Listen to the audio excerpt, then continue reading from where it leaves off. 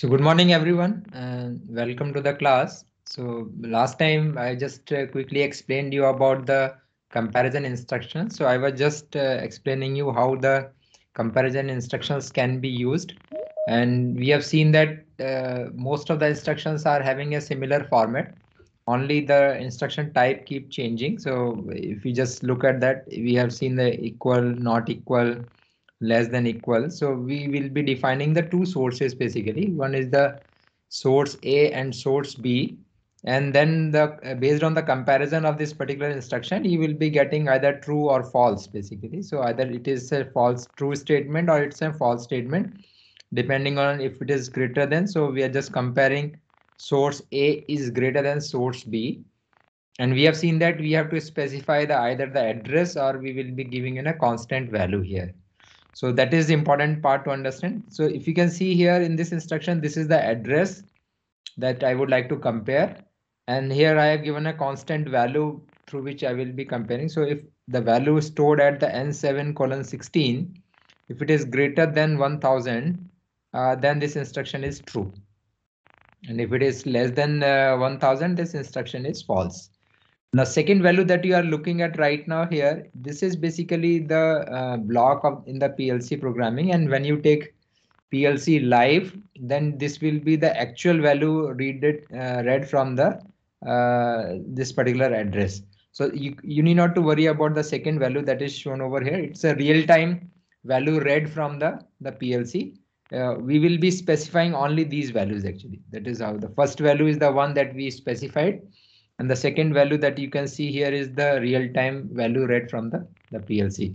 So that way all these instructions are same, not much different. Only two instructions which I mentioned that they will be different that we need to understand. One is the MEQ instruction, that is masked equal, and the another is the LIM instruction. So let's try to understand what is this masked equal. Now when we will be comparing two memory registers, and memory registers, as I was explaining, that they are 16-bit long, we will be comparing the whole register. So in all the previous instructions of the comparison, equal, less than equal, not equal, we will be comparing all 16 bits at the same time, or the complete value in one go.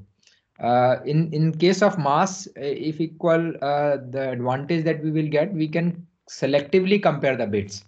We need not to compare the whole register.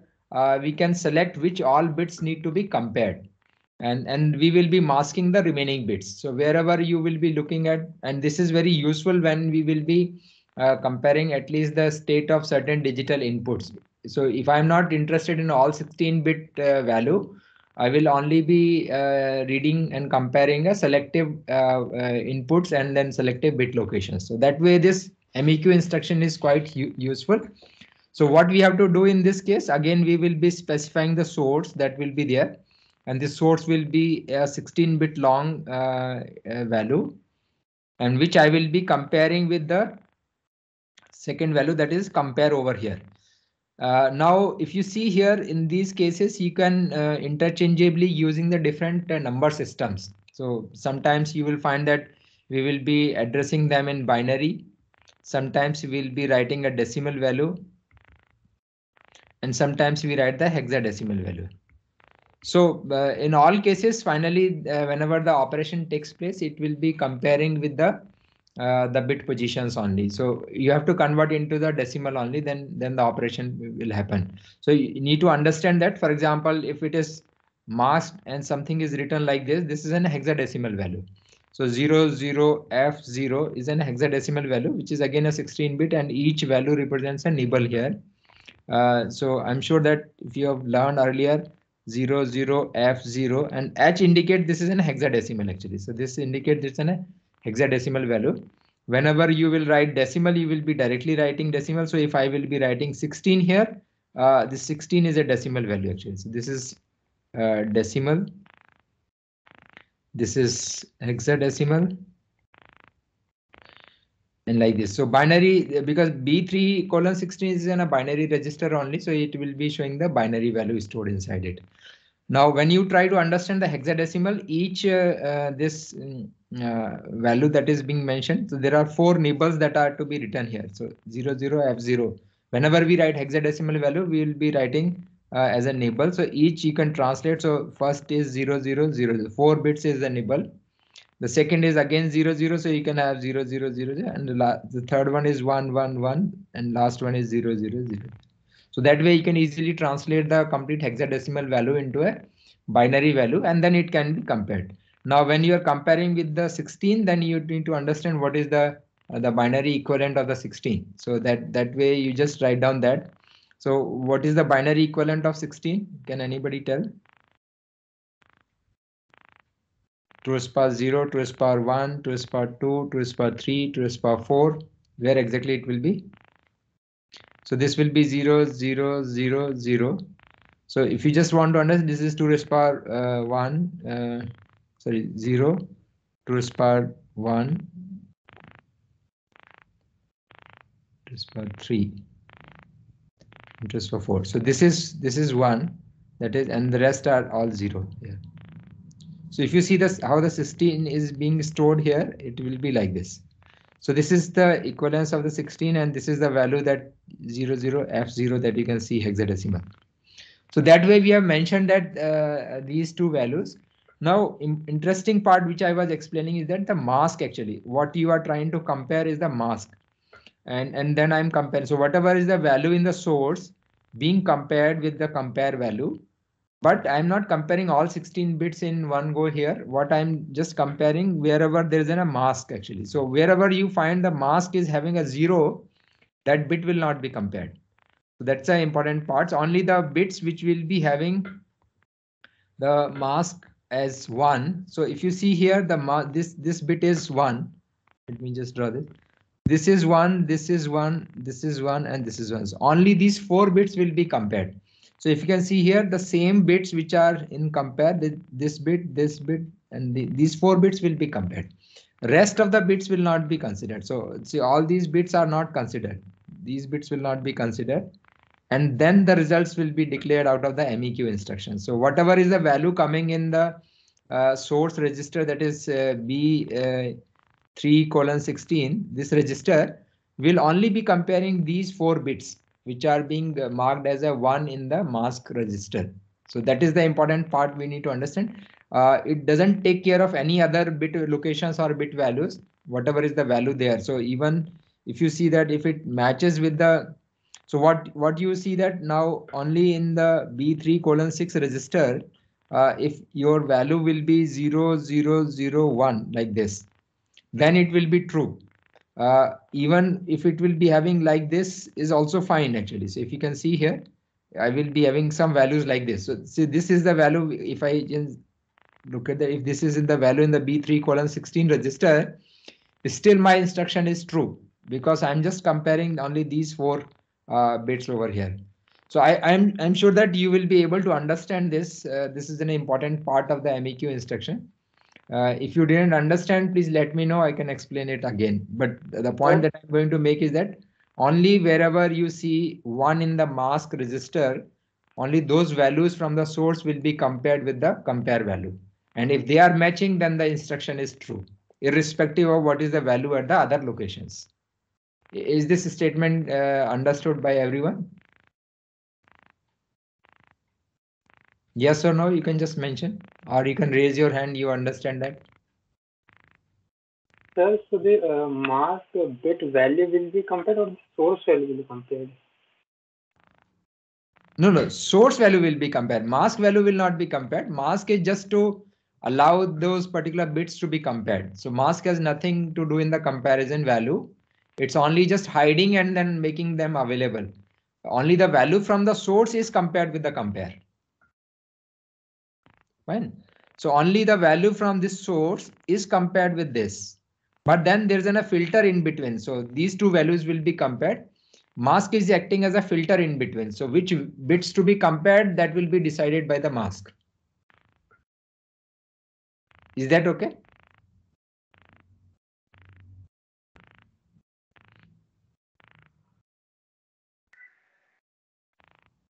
Yes, sir. Okay. Fine. So this is the MEQ instruction, which is little bit different. And this is very useful when we will be doing bit by bit comparison, and as I was mentioning that it is very useful when we will be comparing the digital input values. So then I will be selectively comparing the input coming at the pin 1 and pin 3.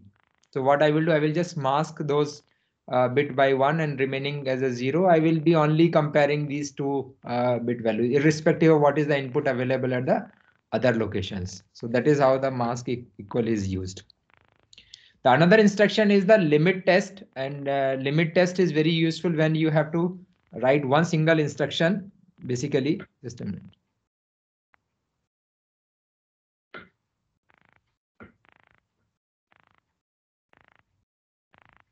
The limit instruction is used when you need to compare the values and within the range.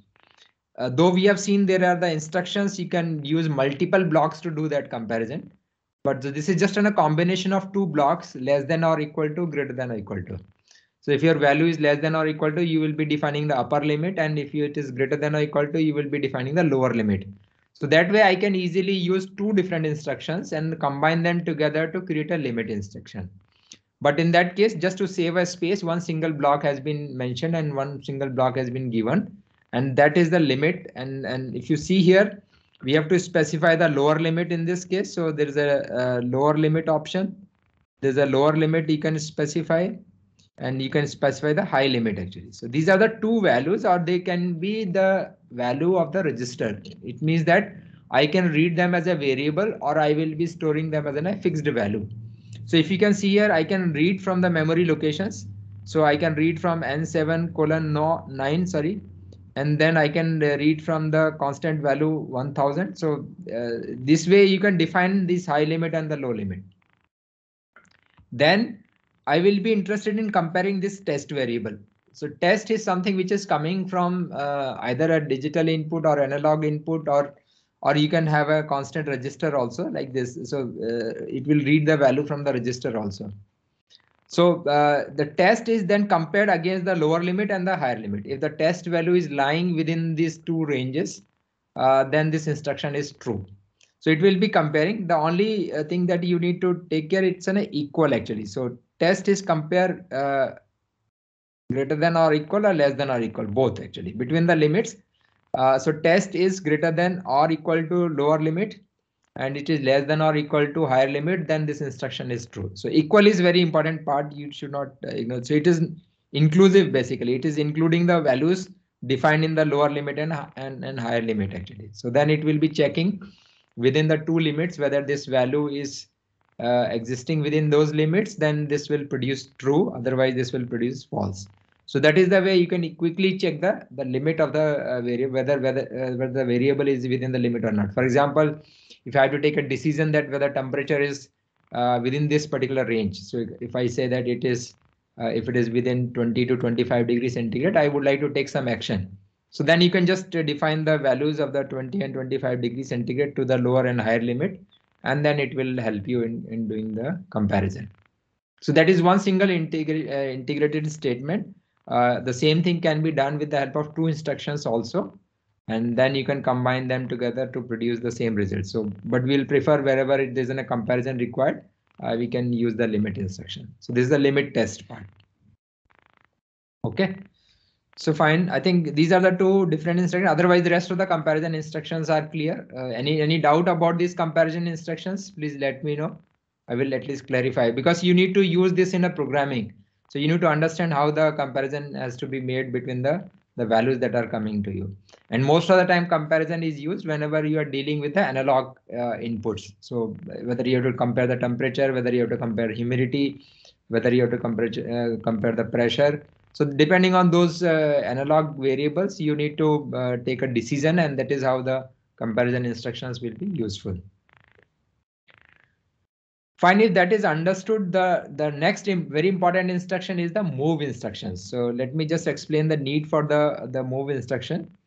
Now what you have learned till now, you have learned basically how to deal with the digital input and digital output. That is what you have seen, and by the initial XIC, XIO, and then OTE. So these instructions were helping you in just comparing the state of the digital inputs, whether it is true or false, and then based on that you will be writing a logic so that you can make the output on and off. So that was the basic understanding of the digital input and output. Now when it comes to deal with the analog input and analog output, so now if you can recall the same problem, we were just trying to identify the IOs of a automatic water sprinkling system. You can now understand the need of the analog input and analog output. So we can define a logic, or we can come out with an understanding that if the temperature is greater than, for example, 40 degrees centigrade, and I would like to water plant A for, let's say that 10 seconds, and then I can also decide the flow rate actually. So flow rate, you can say that it will be 4 liters per minute. So this would be the kind of a requirement that if temperature is, and you can also add if relative humidity is less than maybe 40%. So this kind of a statement, now we need to understand if I have to build a logic for this kind of statement when temperature is greater than 40 degrees centigrade and your relative humidity is less than 40%, I need to water the plant A for 10 seconds and at a flow rate of 4 liter per minute. Now let's try to understand what you get out of this. If you have to implement this, what is your thinking process? So you have to share with me your understanding because that is an important part of learning in the PLC programming. How you will attempt this? What are the instructions? You first let me know what are the instructions you will require to build a logic for this. Aman?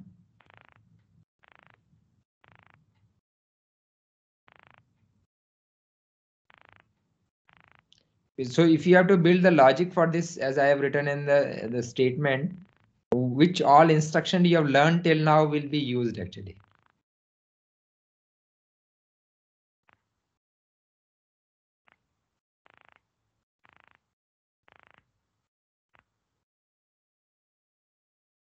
No idea? Sir, XIC for opening the water planet A. No, so if you see here, I'm not just making it on and off. Okay, sir. So I have already written that I have to supply water at a certain flow rate. So if you recall the same type of valve which we were mentioning there, they are the proportional solenoid valve. Proportional solenoid valve. And what is the characteristic of the proportional solenoid valve? Sir, A. Yes, you just tell. Sir, AI is for input and AO is for output. No, that is okay. I'm just saying what is the characteristic of the proportional solenoid valve. So it will be 0% open means fully closed. Close and Fully open here. 100% open here. In between is intermediate. Yes. So if I see that if I have connected this proportional valve with a 10 liter per minute flow rate actually. So if the 10 liter per minute is the flow that is coming and then I added this proportional solenoid valve, I can control the 4 liter per minute requirement for me. So what I have to do, I have to just open it 40%. So that is the way. And for making a valve 40% open, I have to supply the 4 volt as a output over here, and then only you will be delivering the 4 liter per minute.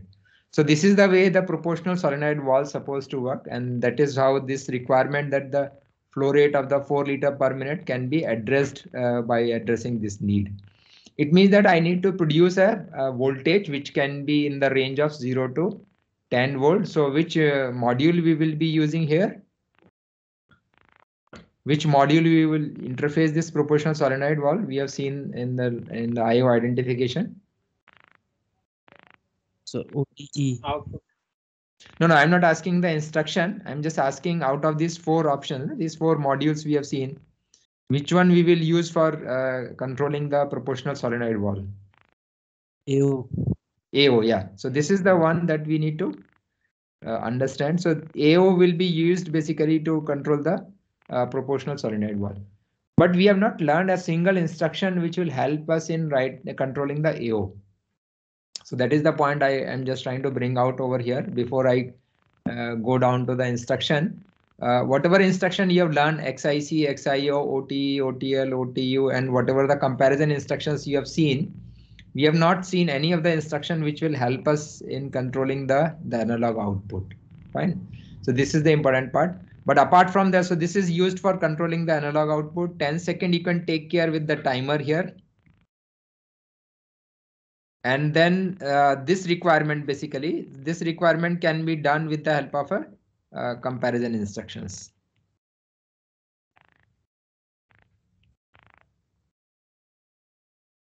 So if you see the whole logic which I have just written, that I have to understand which instruction will be utilized to build this logic. We have seen that we need to compare some values. So we have basically selected the comparison instructions. Then we need to control the output. So we will be using an instruction which will help me in controlling the analog output, and rest is the timer functionality that is being mentioned. So let's forget about the timer instructions right now. Let's deal with the two instructions which we have recently learned. One is the comparison instruction. So how you will use the comparison instruction here? So if I have to implement this, temperature is greater than 40 degrees centigrade, and I will just go with the same specifications just for simple understanding, that temperature is now measured from 0 to 100 degrees centigrade, and your module will be giving you 0 to 10 volt as a output over here. Same is with the relative humidity. So 0% to 100% RH value, and this will be 0 volt and this will be 10 volt. So this is the mapping that you can see for the temperature, and this is the for the RH value. Another important point we need to understand is the resolution over here. That is very important whenever you do. So this problem involves your analog input as well as the analog output. That is what I'm just explaining you. Resolution is important for the ADC as well as the resolution is important for the DAC. So DAC will be used in controlling the analog output, and while reading the temperature and relative humidity, you will be using the ADC because you have to convert into the digital equivalent. So if I say that this is a 10-bit resolution and this is a 12-bit resolution. Now this is the problem. Now we need to understand how to attempt it. So we understand that we need to compare the temperature. That is what is being mentioned. T is less than 40 degrees centigrade. Sorry, T is greater than 40 degrees centigrade. I've just written differently. And relative humidity is less than 40%. Yes. And let us assume that both the sensors are connected to the same analog input module, and which is having a 10-bit resolution. Now, this is very clear that you understand I have learned a greater than and less than instruction. Fine. So what is the instruction for greater than, less than? You can just refer the instruction that you have learned. So LEQ is less than or equal to, LES is the less than instruction. So fine. And we need to compare the greater than. So we are not talking about the equal right now. So we have to see, we have to use LES instruction and we have to use a greater than instruction. So in that case, less than is for RH actually. So what we will do, we will just pull out that block here, which is for the less than instruction. So there's a source A and there's a source B you have to define. Similarly, you have a greater than instruction. So we will be going with the block for the greater than instruction, and you will be defining the source A and source B. And because we will be comparing both, actually we need the end of this because this temperature is greater than 40 degrees centigrade and relative humidity is less than 40%. So what I have to do, I will be connecting them in series actually. So like this. I'm just drawing the ladder rung for you. So like this, I've just added two instructions here, and in response to that I have to do something. So I'm just leaving that part blank right now for understanding. Now what you want to do, I have to basically control something, and this something is your proportional solenoid valve, because I have to make the water flow at a 4 liter per minute. So it means that I need an instruction over here. So out of these two, logically, this is true, this is true. When this is true and this is true, what I want, I need to make the proportional solenoid on 40% actually. What I want, the solenoid should be open 40% like this. So 40% solenoid opening will be done by what? Which instruction you will be using for opening a solenoid valve 40%? So that is the question we are trying to answer. And anyone has an idea or any suggestion? At least you can suggest what you want to do. Then we'll talk about the instruction. So we have understood that we have connected it to the analog output, and the analog output is now having a DAC inside it, which is a 12-bit resolution. Then out of this activity, we need to see what I intend to do here. And based on that, you can just identify the instruction. So with this, let's go by this. We will be making another block over here. That is how the instruction is complete. So this is the way you will be writing the instruction when something is less than and when something is greater than. When these two conditions are true, I will be controlling an analog output. So what would be the source here? So if I say that the temperature sensor is connected with the channel 0, this is connected to the channel 1, and then both are the slot here. So we can see that this is the slot 1. So we have this analog input module at the slot 1, and we have the analog output module at the slot number 2, because that's the way that you can define the address now. So we have connected to the channel 0. So what should be written in the source A and source B? That is what I want to understand. So this we are less than, we are using for the relative humidity. This is for the relative humidity, and greater than I am comparing for the temperature actually. So temperature like this. So who will tell me what should I write in source A and source B?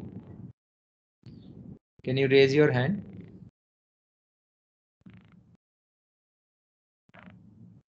Then let me ask actually, if you are not telling, then yes. So Swabhiman, Yes. so what should be written in the source A here for the less than instruction, LES? Sir, we'll write the address for the temperature. No, this is for RH. This is for relative humidity sensor. So the address for the relative humidity, and as I have already explained that relative humidity is connected with the channel 1 and it's a slot 1. So what should be the address in that case? I Correct, IE1, that we can tell by default colon. So what is the slot number here? Slot is 1. 1, correct. And then dot. We will place the channel actually. So channel is 0. 1. No, 1 for the RH. So we'll place it right at 1. So this is the address through from which I can read the relative humidity value. Is that right? So I1 colon 1.1 is the analog input address. So if you can see here in the comparison instructions, we will be utilizing the analog inputs. And this instruction, what we are trying to discuss, we will be addressing both analog input and analog output. The way you have seen, you have used XIC and OTE instructions. When some of the XICs are true, your OTE will be true. In that case, it is just about the true and false. In case of analog input and analog output, what we are supposed to deal with, we will be dealing with the values actually. So if your relative humidity value is certainly less than 40%, so then you will be making it true. And then once the conditions are true, then the solenoid will also be true, but then this solenoid is true with certain value actually. It will be doing some operation. It will be writing some value somewhere. That is what we are trying to address. Good, I think you have answered it correctly. So Naeem Akhtar, what should be the address in the temperature here? So for this, again, I will be writing a source A to compare. What should be that address? Sir, it would be I1 colon. Correct. Colon. So One that again. would The slot is one that slot we are using. And dot zero. the dot zero. Correct. So this is the address for the temperature sensor. Now, interestingly, we need to know what should I write in source B actually for both the instructions. So what should be written in the source B? Sir, it should be the value which we are comparing the input. So for example, for less than where it will be less than 40%, and for temperature it would be more than 40 So what should I degrees. write here actually? Shall I write 40 here? No, so we would write the digital value after converting it into. Correct. Good. So that is something very important what he has answered, that what we will be comparing with this value, what you will be reading from this register, it will be again as a 16-bit long value. That is the important part you need to understand. Whenever I will be reading the analog input, because my all registers are 16-bit long, but as I will be using this ADC, which is a 10-bit resolution, so the value that I will be getting is only up to the 10 bits. The rest of the bits are not having any sense for me. It means that I will be getting 0 to 9. So that is the 10-bit value you can get. So this is the value that will be available at I1 colon 1.1 or 1.0. So this register which I will be reading is having some 10-bit value and which need to be compared with another 10-bit value. Then only you will be making some meaningful comparison. Fine. So what you have to do, you have to convert this temperature or relative humidity, what is the physical variable value from the total range, and proportionally, it is just simple proportional calculation. You have to find out from the 10-bit value. So what is the minimum 10-bit value that you will be having? It's a 0. And what is the maximum 10-bit value that you will be having? 10. 2 power 10. Yeah, that is 1023. And 2 to the power 10 is 1024 because we will be starting value from 0. So the maximum value that you will be getting, if I write everything 1 in the all 10 bits actually. So this value, if you just find out the decimal equivalent of this, you will be getting 1023. It means the maximum, so minimum value is all 0. So minimum values will be all 0, maximum value will be all 1. That is what you can fill into the bits actually. So bit location in the register. So the maximum all 1 will represent 1023, minimum all 0 will be representing 0. So everything, whatever you will be reading within these two values. So decimal point of view, so if you look at this, all the values that you will be writing at source B will be between 0 to 1023. So if I have to represent the 40%, I have to just do the 40% of this, and then I have to go to the nearest integer value that I can write. So 40% of 1023, you will get that somewhere around 400, and then some number will come up. So that value should be specified here. So just.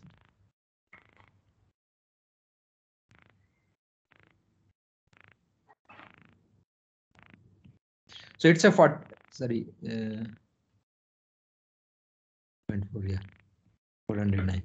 So it's a 409 that you will be getting here. If I just do the quick proportional calculations, the decimal 2 I can ignore. So this 409 is something I should write in the source B.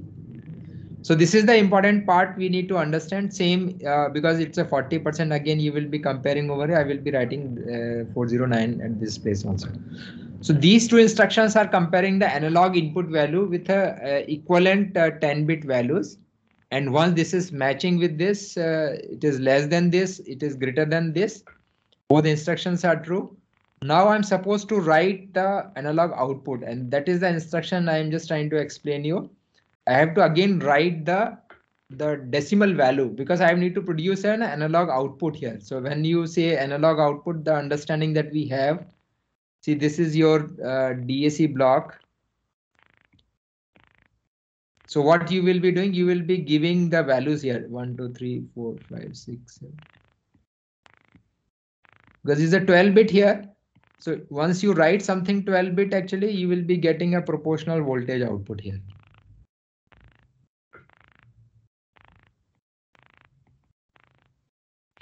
So this is the function of the DAC. If you look at the ADC, it is other way. So you will be giving a voltage to this, and then you will be getting a 10-bit value out of it. So DAC and ADC are just like that. You are converting digital to analog and then analog to digital. So in that case, the requirement is that you will be writing some 12-bit value somewhere. That is the important part. And once I understand that I have to write a 12-bit value to produce a 4-volt signal here, then same way what you have done for the temperature and relative humidity, you will be identifying what 12-bit value you will be writing to produce a 4-volt. And then where I will be writing this, I will be writing this value to analog output register. So your analog output you will be producing again from some channel. That is what I just want to. So slot 2, as I was writing, that slot 2 is the slot on which your analog output is connected. But then again, on which channel actually? Again, you will be having some channel. So I can say that if I have a channel 3 here. So I will be connecting analog output of this solenoid, which I will be controlling. So physically, if you look at the PLC, this is your analog output module. You will be having 0, 1, 2, 3. And this channel 3 is something which is now controlling a proportional solenoid here.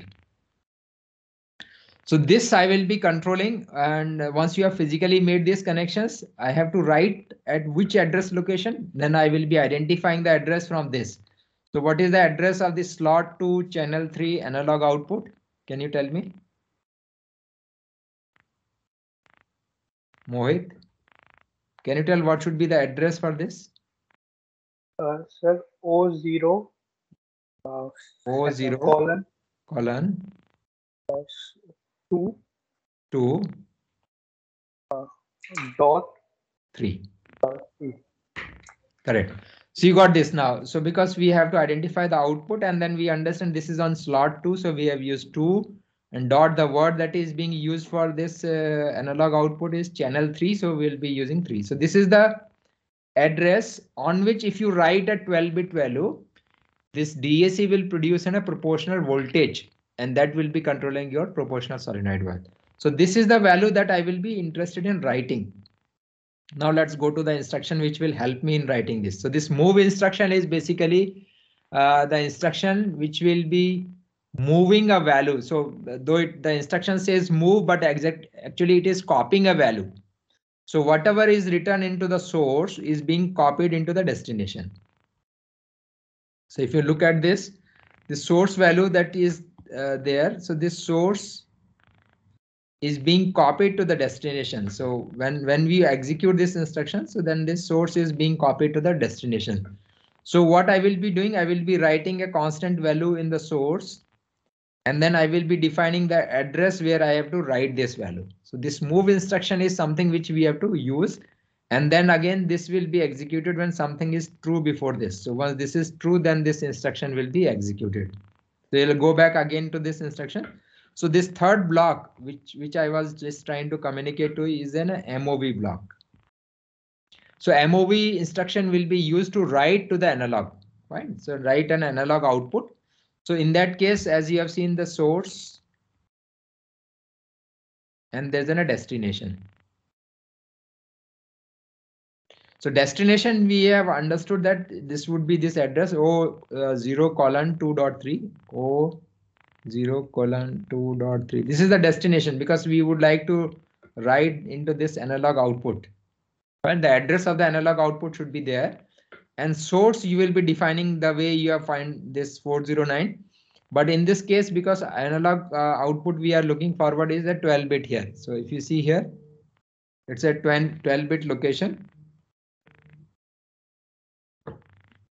And this 12-bit location is something, so you will be writing in a decimal equivalent of a 12-bit value here.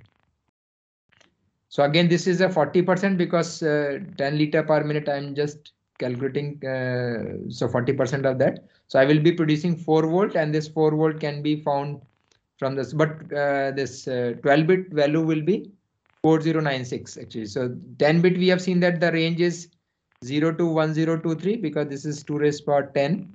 And when we say that t raised 2 raised power 12, this will be 0 and then 4095. Like this. So your value, whatever you will be writing, should be falling within this 40. So you have to just do the 40% of the 4095, you will get a value, and that you will be writing into the source. So that is the way I have just explained you how to use the analog inputs and analog outputs. So I think after understanding the basic digital input output and combining with this understanding of the comparison instruction and MOV instructions, now you will be able to solve any problem related to this. Fine.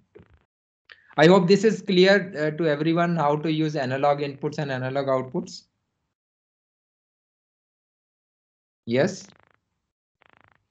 So then there are certain problem statements here. So I will just share this with you on the Moodle. You can attempt these problems yourself. So this problem we have already done. This problem in one of the class we have already attempted. The next problem is something like this, which is again just a combination of the DIs and DOs only. This is based on the controlling and digital input and output. I'll just quickly explain so that you can attempt that. So first thing what you have to do, you have to list the input and output devices in the system. Then you have to draw the PLC connection. So list the input output devices, then draw the PLC connection diagram over here. And then you have to draw the ladder diagram for the operational control of this. So if you see here, the functionality of this whole system is that then there is a conveyor here. Fine. Then you have some sensors placed over here. So LS1, LS2 and LS3 are the three sensors which will detect the position. So there are three positions, position 1, position 2 and position 3. What I'm supposed to do, the moment I place something on the position 1, it will move to the, so conveyor is controlled by the conveyor motor. So there is a conveyor motor which you are supposed to control. So this motor is controlled by the PLC. The moment you place something at the position 1, your LS1 will detect this, and once it detects the position, your conveyor will start moving. And conveyor will move till it detects the second position, that is LS2 being detected. So your object reaches to the position 2. Now there's a stamper here. Actually, if you look at this, there's a stamping operation that we need to do. And then you have two controls over here. These are the solenoids here. So if you can see here, these are the solenoids, which will be just controlling the position of the actuator, which is used as a stamper here. And then you have two limit switches over here, LS up and LS down. So one limit switch is sensing the upper position of the actuator or this stamper, and then one limit switch is there to sense the down position, so up and down. So when the object reaches to the second position, yeah, you can detect that your cylinder should be at the up, and at that time you will be just actuating this down so that it will be going down. The moment you energize the up solenoid, it will be going up. Fine. So once the stamping, so once it reaches this point, this will go up, down, and then it will stamping complete, and then it will go up. And then after that, your block will move to the next position where someone will pick out this box. So this is a stamping problem, combination of the multiple logic that you need to understand here. And then there may be some indicators which are there. Yeah, so statement description is here, I think, whatever I was just explaining. So you can read out this instruction. So there are three lights, light, go, and stop. So light, maybe it's just glowing when the system is on, and then go and then stop. I think that is the functionality you can read here. Yes. So when a part is placed on the conveyor at the position 1, it automatically moves to the position 2. Upon reaching position 2, it stops and is stamped. After stamping, it moves to the position 3. It stops at 3, where the part is removed manually from the conveyor. Assume that only one part is on the conveyor at a time. So that's a way we are trying to simplify the problem. The three visual indicators are showing status of the system. Light is power on, go is part is in process, and stop, the process stopped actually. So that is the three indicators you have to use. LS1, LS2, LS3 are the magnetic proximity switches. LS up, LS down are two limit switches that are being used. Up and down are two solenoids over here. And conveyor motor is controlled by an external on and off relay to get the desired conveyor motion. So what you have to do, there's a relay which will be controlling the on and off of the conveyor, because conveyor may be running at a higher voltage. It may not be running at 24 volts. So you will be operating at 230 volt AC in that case. So that is how the whole functionality will be done. So you try to build the logic for this problem as I was explaining. So you have to go step by step. First identify the IOs, then draw the PLC connection diagram, and then draw the ladder logic. Right. Another problem that you can attempt is this apple packing problem, and similar problems are there in the industry also. And once you understand the previous problem, this is again a similar problem. So you will be having a two push buttons of the start and stop the whole system. So you just press S1 and S2, then that's how the operation will be controlled. Then you have multiple sensors over here. So what you have one sensor for the apples here and one sensor for the box. So this is a position where you will be detecting the empty boxes here. So what happens, the box conveyor, this box motor conveyor is there. So there's a motor to control this particular conveyor, which is pushing the boxes. And then there is an Apple motor conveyor, which so Apple motor conveyor will be controlling this conveyor in this direction. So if you just try to visualize the whole sequence of operation, what will happen? The box conveyor will start. So box presence will be detected by the box sensor. So sensor for the box will detect the presence of the empty box. The moment this is being detected, you will be dropping the apples from the conveyor so that it will be counting the number of apples. So the sensor for apples will be counting how many apples are being dropped inside the box.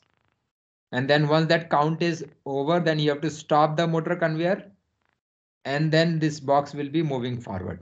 So this is what the problem, normally it happens in the packaging actually. So whenever you have to build a system for packing, the similar logic will apply. So there's a description over here. You can just read it. So by pressing a start push button, the process of packing apples in the boxes will start and run continuously till stop push button is pressed. The packing cycle consists of movement of the box conveyor till box reaches in front of the apple conveyor, as I was explaining. So same way. So here you have to count the 12 apples to be packed into one box. It could be the apples, it could be chocolates, it could be orange, it can be fruit, so any other fruit as well. So that is how the packing count will happen. And once this packing is done, then the conveyor will move. But we want to create some delay in between so that the operation will not go immediately. It will be waiting for the apples to get dropped and then the conveyor will move. So 5-second delay between the stop of the apple conveyor and the movement of the filled box. So timer will be there actually in this case. And then same way you have to identify all the inputs and output elements in the system, assign suitable address to them, draw the PLC diagram. So I will just give you this as an assignment because I think everyone should attempt this. So what I will do, I will create an assignment, and what my suggestion is that you have to create a ladder logic for this and then evaluate that ladder logic yourself, and then you will be submitting that. So attempt the ladder logic in the RS Logic software only. And along with that, you have to draw a connection diagram actually. So the way we were drawing the connection diagram, all these things you can draw on a sheet of paper.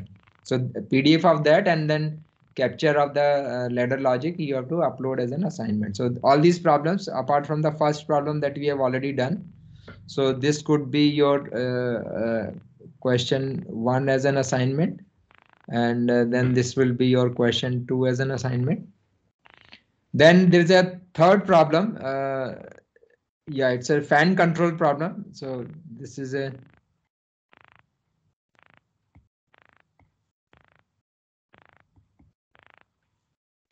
this is a fan control problem in which again you have to write the logic, but in this case you will be writing the logic same way we have discussed for the automatic watering system. So you will be having a temperature sensor, you will be having a humidity sensor. Everything is mentioned, and there's the conditions mentioned over here. So instead of a solenoid, you will be having a fan here, and fan speed to be controlled at a certain RPM that is being specified based on certain conditions. Now everything is mentioned over here. Your analog input is 10-bit long. And so this analog, sorry, output is 10-bit long, and your input is already mentioned over here. Analog input is 16-bit resolution. Fine. So output, you will be controlling the fan, and the speed is mentioned 1 volt, you will be getting 1 RPM, and sorry, 100 RPM, and then 10 volt you will be getting in 1000 RPM. So proportionally you will be doing that.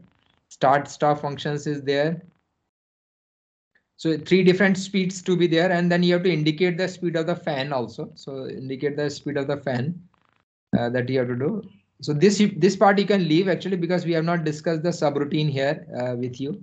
You can directly write the simple ladder logic. Forget about the subroutine part. So don't do that. You can just write the simple program, and then that's how the complete ladder logic has to be built. So these are the 3 problems actually that you should do, and then I will be giving you this complete week for attempting this. So there's no hurry, that you can submit by the Sunday midnight. Actually, that is what the day. I will just create an assignment, and then you please do these 3 problems and upload the solutions over there. And these are all based on whatever instructions we have discussed, and that completes your the PLC understanding. And we will be starting the numerical control part from the next lecture from Thursday. But your lab is starting on the NC part programming from today itself. That is what Omkar is following up with all of you. You have to install the software, and then the exercise will be done on that software for the CAM. So that is all for today's class. If you